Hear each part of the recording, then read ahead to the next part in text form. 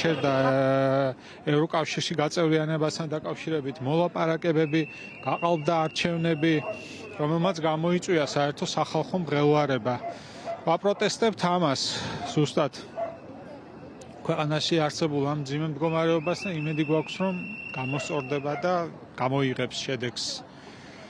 ჩვენს ინფორმაციული ტექნოლოგიების წარმომადგენლები, ვინც რომელზეც დადის ესეთი საუბრები, რომ მუდმივად კომპიუტერებთან ვხედავთ, სხვა არაფრის საქმეა, აგერ შევწუხდით ამ მდგომარეობით და გამოვედით გარეთ.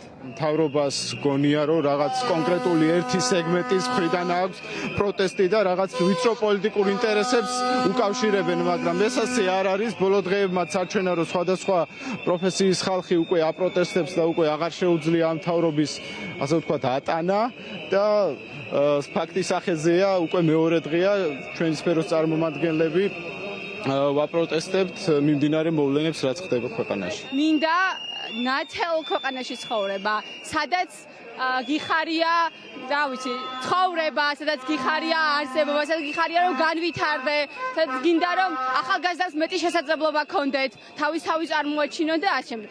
უნდა მოგცენ ამის საშუალება, იმიტომ რომ დღეს ეს ქვეყანა ჩვენია. სხვადასხვა პროფესიის წარმომადგენლები უერთდებიან ამ აქციას, ზუსტად იმიტომ რომ ვაჩვენოთ ამ ხელისუფლებას და საზოგადოებას, რომ ყველა სფეროშია. ეს პროტესტი არის მოდებულია ყველა სფეროს და ეს არ არის პოლიტიკური, კონკრეტულად, ეს არის ქვეყნისთვის ბრძოლა, ეს არის ჩვენი მომავლისთვის ბრძოლა. ჩვენი პროფესია გულისხმობს იმას გულისხმობს განვითარებაზე ორიენტირებულობას, ხო?